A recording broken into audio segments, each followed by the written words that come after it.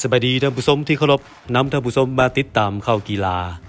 สารวัตรยูไนเต็ดยุดสถิติให้ปราศัยของเอสราไว้ที่23นัดและยังมีรุ่นเข้ารอบ16ทีมสุดท้ายการแข่งขันเตะบานทรายสิงคันทานนายกรัฐมนตรีฤดูกาล2025-2026เมื่อวันที่25ธันวาคมผ่านมาซึ่งคู่นี้แข่งขันที่สนามกีฬากลางมหาวิทยาลัยแห่งชาติเป็น2ทีมในกลุ่มดีเอสราแซมเก่าพลาดท่าเสียให้สารวัตรยูไนเต็ดน้องใหม่ 0-1 สารวัตรได้ประตูไซจากบุญประเสริฐธรรมขันธ์นาทีที่7เฮ็ดให้เอสราถูกยุดสถิติ